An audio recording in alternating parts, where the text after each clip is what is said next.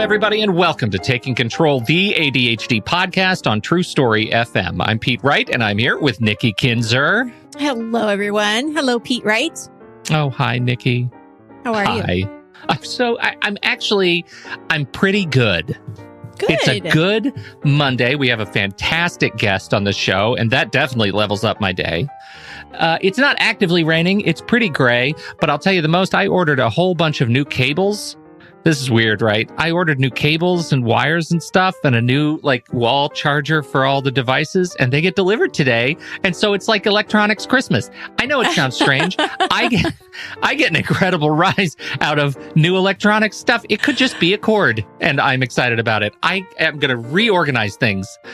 That's my afternoon is going to be. I'm very excited about that. So you're getting cords, and I just got my Hello Fresh meals to cook for a couple days this week. And that made me really happy because I don't have to go to the grocery store. I don't have to think about a recipe. I can just put it all together and it's done.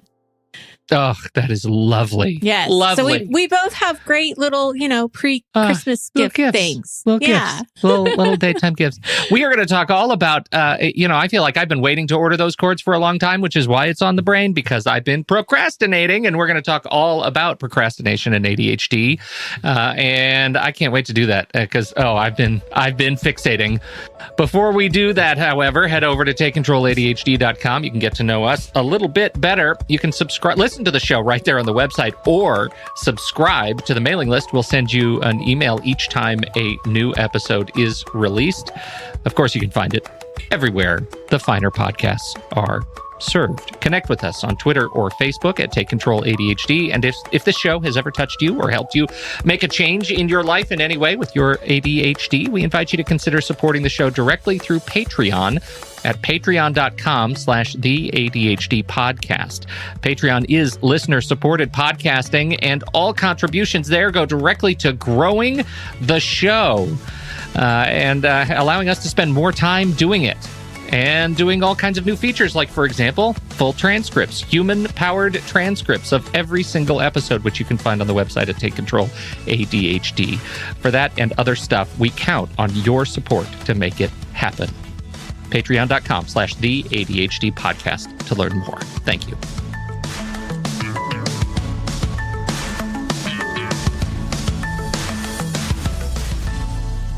Lynne Edris, productivity and ADHD coach and co-host of the award-winning ADHD Support Talk podcast. Lynne specializes in helping professionals struggling to reach their potential due to challenges with disorganization, procrastination, poor time management, weak follow-through, and other things I've never heard of. She's all about helping people who have too much on their plates, and she's here to talk to us today about just one of those, procrastination. Lynne Edris, welcome to the ADHD podcast. Thank you, guys. I'm excited to be here. Well, we're thrilled to have you. I want to start before we dig into the procrastination stuff. Please, would you tell the folks a little bit about your podcast for those who are looking for a new binge? I've been listening to the ADHD Support Talk for a little while. I regret to say it is new to me. For the last, I don't know, right around, what month is it? It was right around when ironically, when the pandemic hit. Clearly, I wasn't looking for anything else to do. Searching for new podcasts, right? That sounds about right. And I started searching. I realized you guys have been the podcast itself has been around since 2008. You are the grande dame of ADHD podcasting. Indeed, yeah. And when did you join the show full time? It's a couple of years now, right? I to be honest with you, I can't remember. It was somewhere between, I always say 6 months and 10 years ago. I'm not sure, somewhere in the middle there. Tara McGillicuddy founded it, and she brought me in. Oh gosh, it's been several years. To co-host with her. So we always have a lot of fun together, and, we kind of approach things similarly. So I was honored to be brought on to such a long-running show. And it's been a lot of fun. And it's been a really great way to meet some of our colleagues that I've never met, in sort of real life and in actual person. So it's been a lot of fun. Well, it is great. Find it, everybody. ADHD Support Talk. Just search for it where podcasts are found. And the Google knows where it is too. And definitely jump in. I just, whenever I start doing my show prep for this show in the morning, I'll turn on a podcast as I'm and this morning, I kicked it off with your episode on ADHD and burnout, the most current episode that showed up in my feed. Burnout and procrastination are obviously these like twisted siblings, right? They're so frustrating. And the big struggle for me is connected to my practice of rest to get back on track with time. How do you see those things, those factors working together against us with ADHD? Oh my gosh. It's all like a big pile of tangled spaghetti sometimes, right? But I think right now for so many of us, there are a lot of different ways that we rest, right? And for some of us with ADHD, it's, like the typical definition of rest, sleep, which has its very own challenges, of course. And then there's the kind of rest and recharge that you get from your interests outside of, the things that you do that are, all day long, whether it's taking care of your home or your business or, work or whatever. And I think the thing right now that's happening for a lot of us, and I know I'm feeling it more now, I think as sort of in the midst of all of this insanity, we're heading into maybe a prolonged additional sort of period of let's call it difficulty. A lot of those things that I did that I didn't even really identify as ways that I recharge are gone. Yeah. Right. Just, you can't do going it. out, going out to eat, getting together with friends, all of those sort of things that were regular parts of my life that were part of how I recharged and how I kind of rested and got myself back on top of things are gone, which impacts it's coming clear to me as you say this. That is exactly it. Even when I would take my laptop and go down the street to my favorite coffee shop, Insomnia, and sit there and work, that was a recharging effort. That was regenerating for me. And that's gone. Yep. Yeah. Yeah. And I think it's extra hard for us with ADHD because we need more stimulation, because we need more variety, right? That's so important to us. And most of us are really having a difficult time finding ways to get that right now. Yeah. Absolutely. And anytime you're in a slump, let's call it, well, anytime procrastination can be a problem, right? But it may be more problematic when you're not recharged. Sure. Yeah. I mean, I think just about anything can impact procrastination when it comes to ADHD, but it's a big one. That makes total sense because, if you're already burnt out, and it's going to just make it that much easier to avoid whatever it is that you need to do that you just don't want to do. Absolutely. It's a good point. I think, your experience in working with, professionals, entrepreneurs, I think we've got a lot of folks in our audience who fit that category, right? Who are inspired individuals. And I think they would love to hear your insights based on your experience working with these folks about how procrastination impacts those at work and what the costs are ultimately. Why is it important that we take a step back and get our arms around this?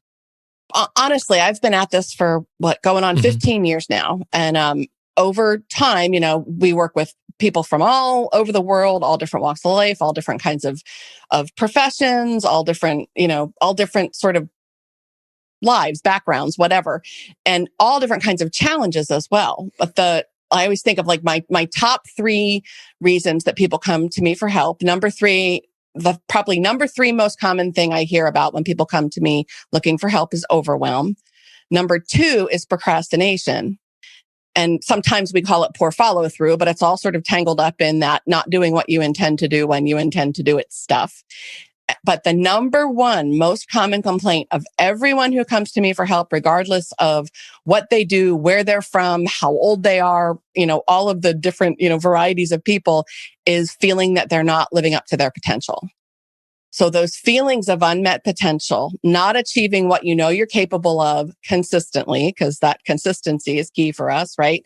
Most of us have glimmers of, of greatness, glimmers of, being able to work in the way we know we're capable of, but we're not able to sustain it. And if you think about overwhelm and procrastination and unmet potential, I always say they're kind of like three sides to a triangle, right? If you're overwhelmed, you're probably not following through on everything you intend to follow through. And if you're not following through on everything you intend to do or everything you need to do, there's no way you can live up to your potential. And I think in the bigger picture of our lives with ADHD, in the bigger picture of the people that we work with, those feelings of unmet potential are, I think, the most painful. In the bigger picture of how you feel about yourself, how you feel about your life, it's really all about fulfillment. And when you're not showing up in the way you're capable of showing up, you're not showing up in a way that's consistent with your values and who you really intend to be, that disconnect is where so much of, I think, the big pain comes from. Mm-hmm. Something that I see a lot with my clients as well is we have to look at what that potential is, because I find that so many people have these really high, unrealistic expectations of what they think they should be or should be doing. And they're comparing themselves either to other ADHDers or neurotypicals. And I'm curious how do you approach that when you can see that the potential they're looking at isn't really realistic? It's as soon as you start comparing yourself to somebody else, I mean, that'll stop me in my tracks. Oh, for sure. Yeah. They already did it, and they did it so much better and faster. I guess I better have more cereal. Mm-hmm. Right. And look at her pictures on Instagram, or look at his Facebook profile, right? His life, her life is perfect, right? I always say people don't put their chins on, so they're double chins on social media. Because you make sure that the picture's up high. Any picture. You always take the picture and then you duck face. I am so not a selfie girl. I hate having pictures of myself. I don't look at myself when I'm on video. But all my girlfriends are like, put your chin up, Lynn. I'm like, that. First of all, I feel like I'm sitting, if you remember Olin Mills, I'm sitting with the Olin Mills photographer, contorting my face and the angle at which it's just not natural. But everyone else seems to know. Can I just tell you, I have some friends who are the couples, and they, whenever they take pictures, they put their arms around each other and they will grab each other, the back of each other's neck, and pull the skin tight. I'm not kidding. One, it's bizarre. Two, it works. Their pictures look great. Oh, that is crazy. I've never heard that before. Hysterical, Pete. You cracked me up. All right. That was a major sidetrack. Please, Lynn, tell us what you think. Yeah, right. Much, right? What you're talking about, Nikki, it's that perfectionism, right? And I think there's a big, that all or nothing, sort of that perfectionism piece of ADHD that I think doesn't get paid enough attention to, as grammatically incorrect as that was. But it's something that we don't talk about enough. It's something that isn't addressed in the DSM, but it's a super prevalent characteristic, right? We all have this, most of us have, and it shows up differently. And sometimes it's, I have a lot of clients who will say, "Oh, I'm not a perfectionist. How can I be a perfectionist? I'm a hot mess." Or, I can't be such a mess, or I can't be such a disaster, so disorganized, and be a perfectionist. But for so many of us, it actually is that sort of perfectionism that is causing us not to be able to do the things that we want to do, or the things that we're capable of. I think that that's a big thing, you guys know, we need to work on in coaching, right? That's part of what I call the between the ears piece. We've got to address that perfectionism so that you can start to shift to, doing what you're capable of in the way you're capable of doing it, right? I am married. My poor husband's always the subject of my podcasts and my webinars and whatever. And I think he has no idea the vast majority of the time, which is probably just as well.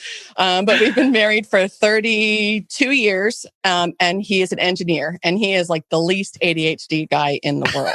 He ends every day with a 0 inbox. He ends every day with one piece of paper on his desk, and that's his to-do list for tomorrow. Impressive. I mean, his shirts are all hung in the same direction, all the white shirts are together, all the it's just, that's just how he was born, catch. right? He is. But if you can imagine, that is absolutely the opposite of me, right? I am very much like, kind of go with the flow, and I do things by feel, and he's getting he's doing the 3, 4, 5 measurement to make sure the sofa's perfectly square on the wall, and I'm going a little to the left, a little to the right. We just approach things differently. But I believe that I can be just as successful as I'm capable of being, but I'm not going to get there trying to do it his way, right? So it's fun. It's being good with who you are, being good with doing things your way, really getting in touch with what your strengths are, what your tendencies are. I think those things are the things that are the keys to your success. So learning to lean on those and rely on those.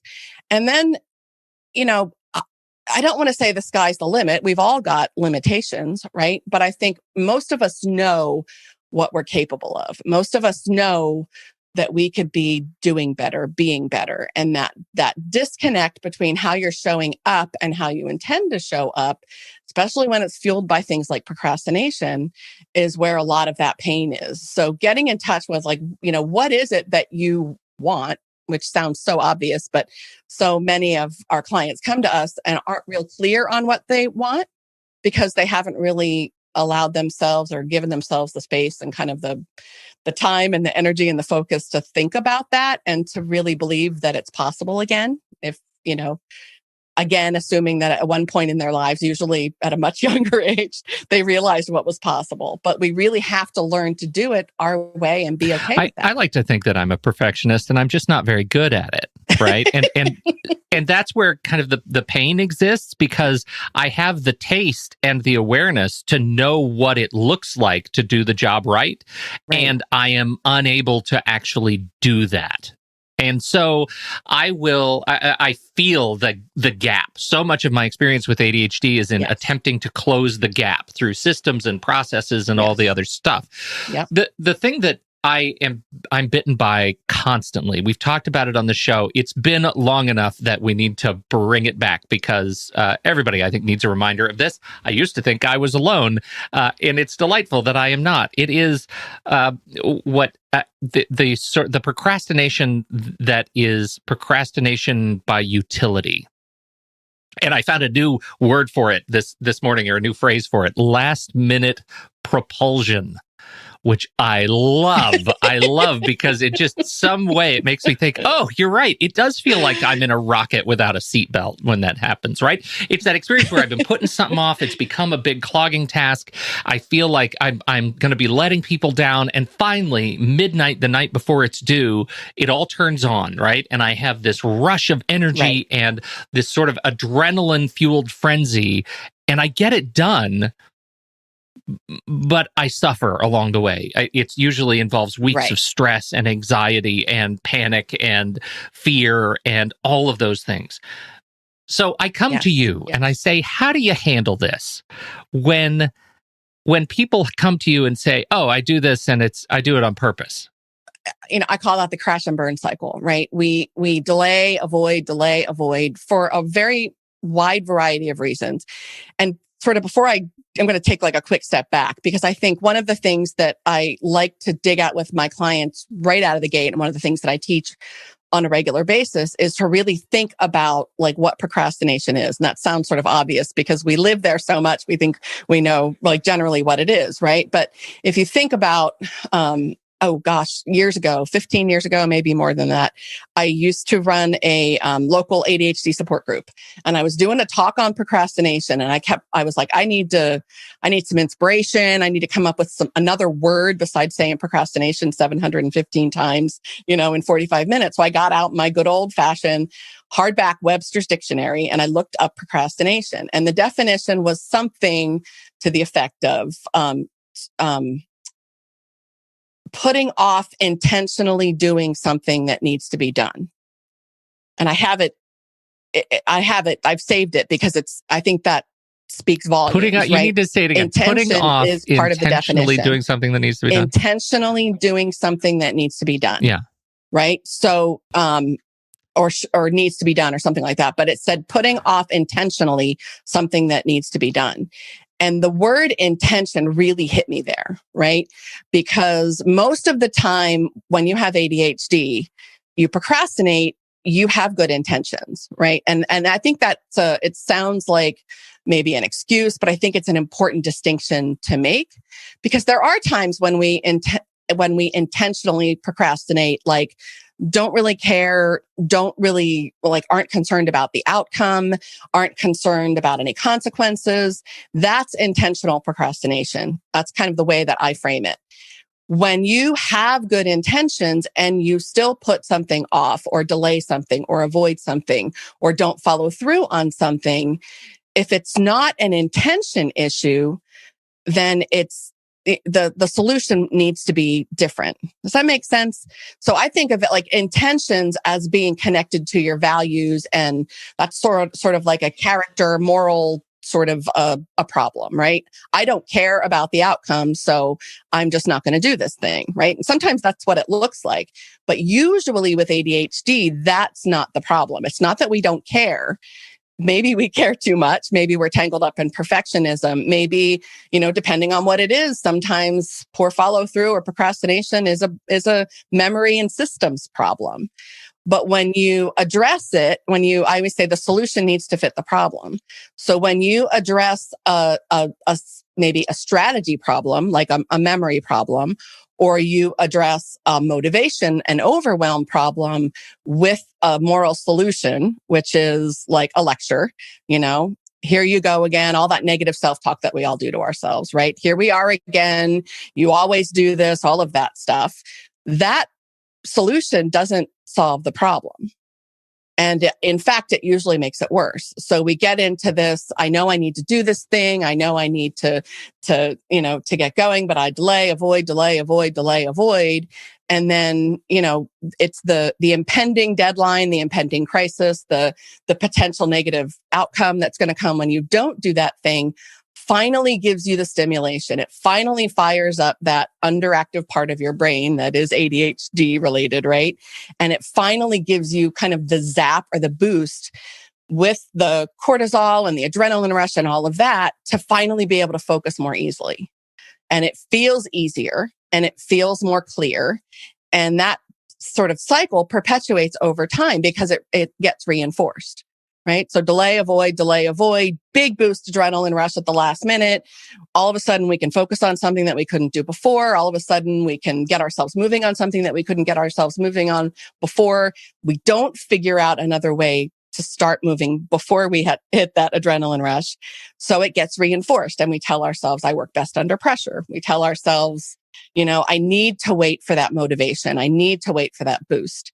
And that ends up creating this cycle that over time, it gets harder to maintain. So when you're young, when you're in your teens, when you're in your 20s, depending on your life, and life in the grand scheme of the demands on you and your responsibilities is relatively simple, that actually sort of works, right? But then as you get older, life gets more complex, your responsibilities get more complex. What happens is that pattern becomes unsustainable. The things that you are responsible for, the people that were depending on you as you're recovering from that crazy mad rush at the end, all that stuff sort of falls by the wayside, gets neglected, creating another crisis down the road. And the cycle starts to perpetuate itself faster and faster and more frequently.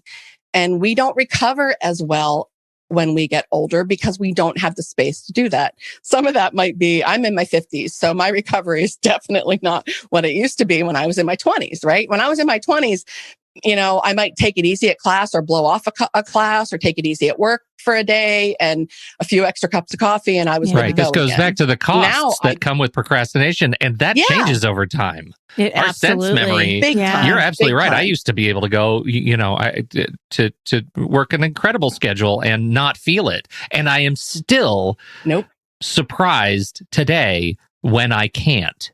Right? It's like, I used to be able to do this. Why can't I do this anymore? That's what I hear. Like, that is so true, Pete, because I'll hear that from clients too. Like, I was able to do this Okay, so let's look back at when you were able to do it. You were in your 20s. You didn't have kids. You didn't have you probably didn't have a mortgage. You were renting. You had roommates, right? I mean, there were all these things that were different. And but it's true that going back to the comparison, they're comparing themselves to themselves at this period of their life that just it's not the same. It's just different. Right. Yeah. It's not. And as you get older, no matter what you do for a profession, your responsibilities get more complex as well. So they also get a little bit harder. So it ends up being this cycle that we have to learn how to get ourselves moving sooner. We have to learn how to address it. We have to learn how to notice it. So much of what we do in coaching is about awareness, being aware of when you're procrastinating, being aware of when you're putting something off, what you're avoiding, having your system set up to support you so that, this thing that you want to start moving forward, is on your radar soon enough that it's not an, oh crap, that thing's tomorrow or at 8 o'clock this morning, whatever, so you've got a little bit of a warning shot and you can start to get yourself moving, but really learning how you work and learning that's part of how you work, right? What did you call it, Pete? The intentional delay, procrastination, last minute propulsion. That's, I mean, that nails it because that's exactly what it feels like, right? And I feel, my experience of it is that, when I was in my 20s, I looked at this as part of the bouquet of superpowers that came with me being me, right? And that evolved into a story, and that story has evolved into a lie. Right. And that is, I'm blown away by that aspect of how the narrative has changed over my life, because it only has become a lie when my emotional, physiological experience of last minute propulsion can't keep up with the story that I've been telling myself for so many years.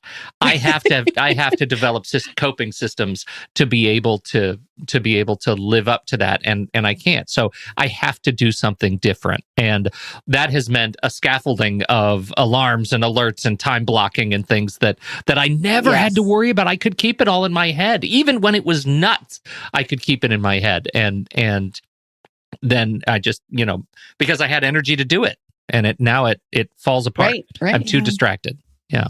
I love that you said that about the lie, because that's one of the things that I talk about I call it the motivation myth, right? That you've got to feel it. You've got to feel motivated. You've got to feel enthused. You've got to feel your way into stuff, if that makes sense. So that whole cycle that we create, that boost of adrenaline that we get in the crisis, that boost of all those, brain chemicals, the dopamine and everything that we need to really get us focused and get us moving, like boost that motivation. So then we feel like we need it. But the truth is, we buy into that lie over time that we need the motivation because life feels easier when you're motivated. No matter what the motivator is, whether it's positive or it's negative, like you're going to get fired tomorrow if you don't turn that report in. That's all a motivator. Learning how to sort of break that motivation myth so that you can start to buy into something else, right? You don't need motivation to do stuff. We all do stuff all day long that we're not motivated to do. I've never in my life been motivated to cook a meal. Me either. That's why I have HelloFresh. I mean, I am cooking it. I am cooking it, but I don't have to do anything really other than just slice and shop and plan and figure all of that stuff. I've never been motivated intrinsically to clean my house, right? When it gets to a point where either people are coming or it gets bad enough, then I feel the motivation. But I do that stuff all the time without the motivation. And that's the piece that is really important to remember, that just because you don't feel like it doesn't mean you can't. That's the motivation myth. Really, I always talk about getting yourself moving when you don't feel motivated, starting to chip away. I always use metaphors like a sculptor would do, right? He gets the big block of stone, or she gets the big block of stone, and they gradually chip away at it until it starts to take shape. If we can start to chip away at something, then that starts to kind of reinforce, we start to see something take shape. We can start to get a little bit more motivated by the successes that we're creating and that, sort of boost that we give ourselves.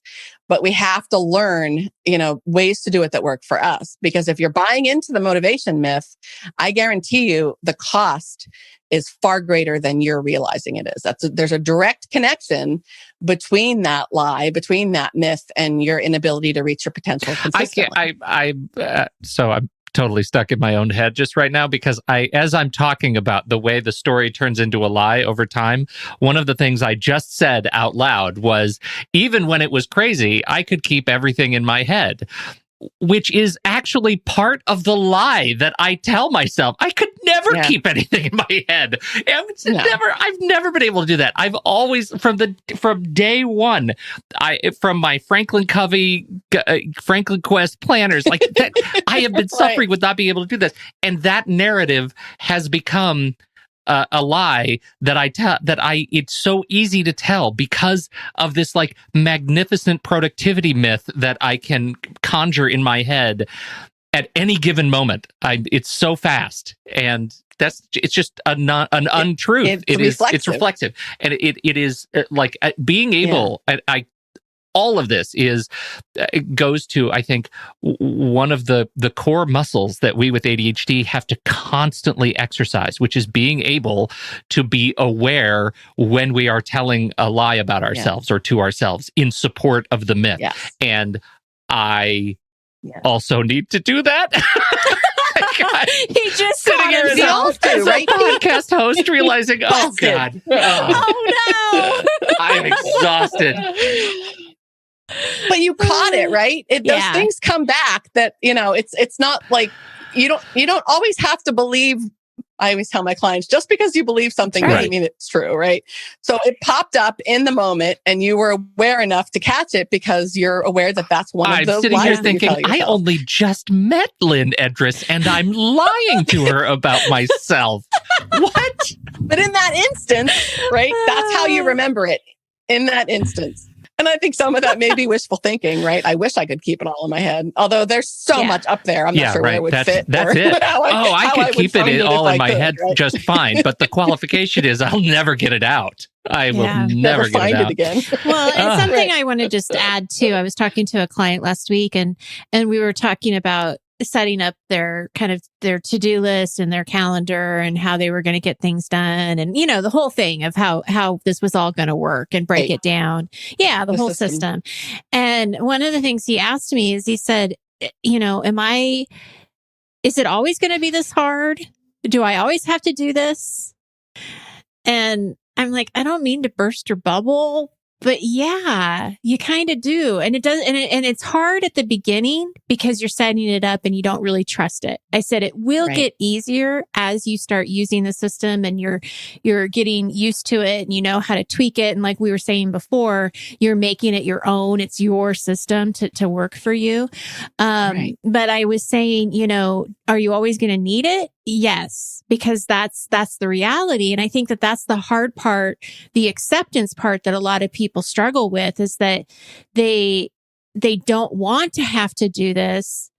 But it's the scaffolding, it's the structure that they need to have to work with their ADHD. And so I'm just curious, like when you're talking to your clients about that acceptance piece, how do you do that with them? What kinds of conversations do you have? It's huge. It's that, and that is huge. And especially when I used to work with younger people, and I have a son with ADHD he's 25 now. He's in grad school. He actually just got married and moved to Germany. So he's full on his own, not even on my cell phone plan anymore, which is like, awesome. It is huge because it obviously took a lot to, get him to that point. But a lot of us don't want to need this stuff, right? We don't want to need to use the systems. And I think part of that's a lie too. We have this belief that other people don't need them. And that's one of the things that was amazing to me marrying somebody like my husband. Like, he can keep all that crap in his head. And it absolutely amazes me. Like my memories is crazy good sometimes, but it's completely unreliable. Yeah. remember, conversation from 30 years ago. I can remember the words to a song I didn't even like from 35 years ago, but I cannot remember why I walked into the room if I'm not really paying attention, right? It's totally unreliable. But we have this belief that other people don't need this stuff. And to see my husband lean so heavily, and other people around me that don't have ADHD lean heavily on their tools, reminds me that that's a lie that we're telling ourselves. But you are exactly right. I mean, we need to, there's a word for it, and I can't think what it is, but it's more than just accepting it. It's surrendering to it. When you can surrender to the fact that these things support you, and the more you use them and the more you get them set up in a way where they work for you naturally, the more they've got your back, it gets to the point where it's so easy to use them that you wouldn't dream of not, because the payback is so it's so significant. Well, and it takes a lot of shifting in the way you think about and I just want to say, somebody who does not have ADHD, I rely on my systems very heavily. Thank you to Pete Wright for introducing me introducing them to me, because I have things and I'm able to do my email in a way that because Pete is he's a genius when it comes to technology. But it's so true. And I just want to say that, I can't keep everything in my head. And I can tell you there's been many times where I've missed appointments because I didn't put it on my calendar, because I trust my calendar so much that if I don't see it, I didn't show up. If I didn't have it on my things list, if I didn't put it in there, I don't do it. And so I just want to say, yes, as a person who doesn't have ADHD, I rely on them just as much. I have alarms. Now, not to take away from the fact that I know with ADHD, it is much harder and it's different. Yes. But that's the lie, isn't it, Nikki? Yeah.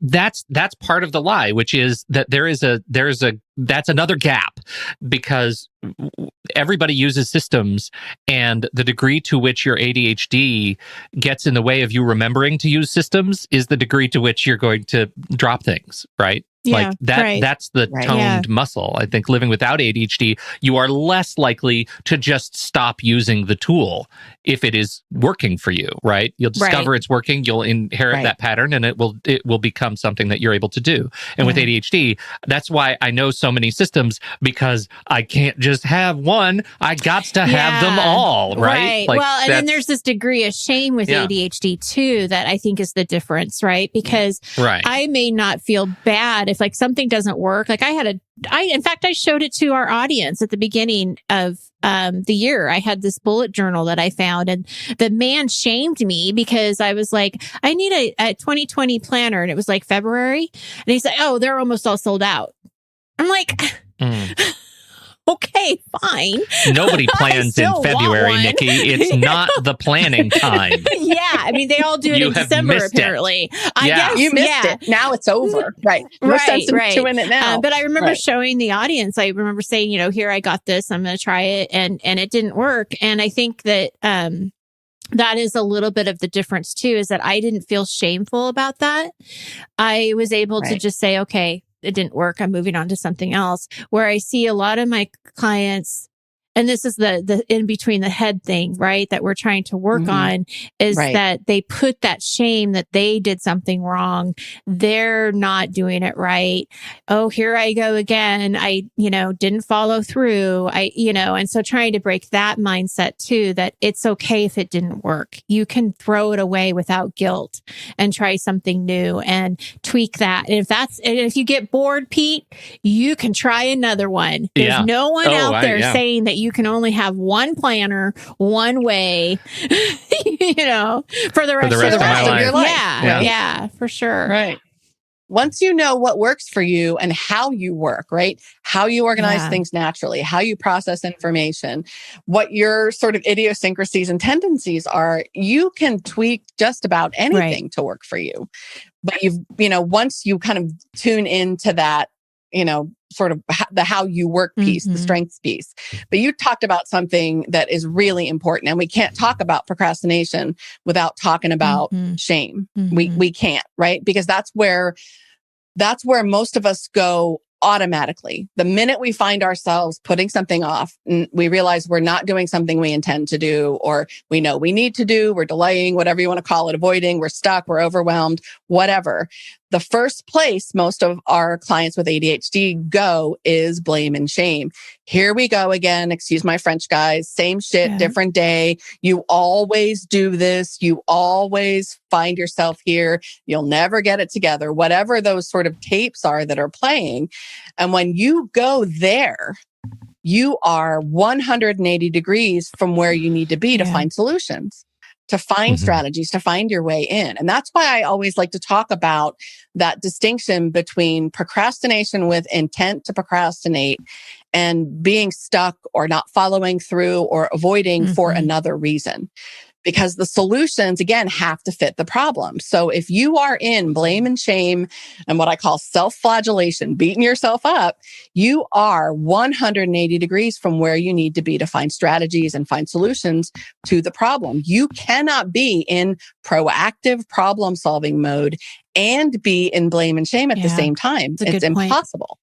So we have to learn to break that pattern, and we have to learn to recognize it and shift out of it and start to change the way that we're thinking and sort of the tapes that we're playing, those, sort of automatic thoughts that we have, those reflex sort of ways that we respond to ourselves. It's so important. If you can't address what's going on between your ears, no amount of strategies, no amount of systems, no any planner, any system, any tool, any hack, any tip, any trick, anything is going to work for the long haul if that voice between your ears, if you want to put it that way, is telling you can't do it. It's always going to be right. It's always going to win in the long haul. It's a really important part of the work that we do that I think doesn't get talked about enough. It really is. So much of it for so many of my clients isn't as much about the system or the strategy or the tool as where their head goes when it's not working perfectly right out of the box. That's just back to the late propulsion bit. I think that is I guess inspirational for fear, right? When it comes to that midnight, especially when you've been doing it this way all your life, and suddenly it's midnight and it hasn't happened. You haven't gotten that burst of creativity. You have, and suddenly you're terrified. You're just terrified. What if it doesn't come? That mystery is all part of that magic. Yeah. And then there's shame because you didn't do it right. You didn't do it, quote, right the first time. You didn't start planning weeks ago. You were waiting for the creative inspiration, and now you're suffering through it. You're going to let people down. That story has become a lie. Yeah. That's huge. That's huge. And that lie, again, it's just a pattern that you've reinforced. It's just a way of thinking that you can change. It doesn't have to be that way forever, but it's not going to change itself either. You've got to learn to find a way to start making that, a little bit of progress on something. That last minute propulsion thing, I call that purposeful procrastination. So when you can learn to work with it, I know that I'm going to get that burst, but when I get that burst isn't always predictable. It isn't always under my control, right? And that always goes back to that sort of dopamine disconnect with ADHD, right? People with ADHD are deficient in how we process the brain chemical dopamine. And dopamine is responsible for feeling motivation. It's the neurochemical that is engaged when we reinforce behaviors or when we feel feelings of reward. So that's, if you're unmotivated for something, that it's a big piece of that is your dopamine deficiency. But learning how to start to inch your way towards something and start to make some progress so you can start to build some momentum. Then if you're not done, when you get the burst, the dopamine boost that you get, the burst of motivation from the sort of impending deadline, it's not like all out crisis time. It's more intense. That's when I will I'll let my perfectionism, kind of step in a little bit. And that's when I would say pretty things up, or, I'm trying to think of example. I did a webinar last week for an event that was a topic that I hadn't done before. And it was like a starting from scratch kind of a PowerPoint presentation, which just like, I hear danger, danger, Robinson, bells and whistles, and, you're going to get yourself in trouble with this one, right? So kind of inching my way along and then allowing that sort of last minute rush to be just final touches is, that's an okay way for me to work, right? I know I'm going to have a really hard time having it like, stamped final 2 days before. That's not my MO. But I also know that if I don't really make some good progress and have it all but done, then, if that sort of elusive moon and the stars and the planets need to align feeling that you get, when you push it to the, the 11th hour doesn't arrive, I'm still in okay shape. And you haven't let the dopamine candy hit reinforce the wrong muscle. Right. That's when it works and your late propulsion is working and flowering, and you're just a transcendental cloud of inspiration and productivity.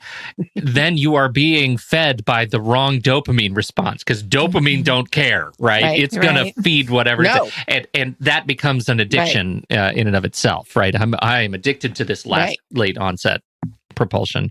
That's hard. Absolutely. Be aware of that. What lies are your chemicals really telling you? Oh, everybody's lying to me. I think there's a lot of. I think this is actually a message of a lot of hope, and because awareness brings hope, and hopefully some of this conversation has inspired some hope for others. Lynne, you're delightful. Seriously, why has it been so long? Would you plug something? Where would you like people to go to learn more about what you and you guys are doing? Sure. You can check out the ADHD Support Talk podcast on iTunes and all the other podcast places. We also have a website, ADHDsupporttalk.com, and a Facebook community as well. If you enjoy the podcast and you want to connect, you can find the ADHD Support Talk community on Facebook. I do a lot of stuff like most of us do, right? You can learn more about me, what I do on my website. It's www.coachingadvantages.com. All the links will be in the show notes. Yes. So great. Thank you so much for being here. Great. Such a pleasure to hear you talk and share your wisdom. And we hope it's not the last. I hope so too. This is fun. It's been so nice to chat with you guys, and I hope, your listeners and your viewers will find something here that's really helpful for them. If nothing else, pay attention to the self-flagellation, pay attention to the blame and the shame when you find you're not doing what you intend to do. It's not helping you, and anything you can do to break that and step into problem solving is going to help tremendously. Love it. What a great way to end. Thank you so much. Thanks, guys. Thank you, everybody, for downloading and listening to this show. We so appreciate you. Thanks for your time and your attention. Don't forget, if you have something to contribute about this conversation, we're heading over to the Show Talk channel in our Discord server. We're always over there. You can join us right there by becoming a supporting member at the deluxe level at patreon.com/the ADHD podcast. On behalf of Nikki Kinzer and Lynne Edris, I'm Pete Wright, and we'll see you next time right here on Taking Control, the ADHD podcast.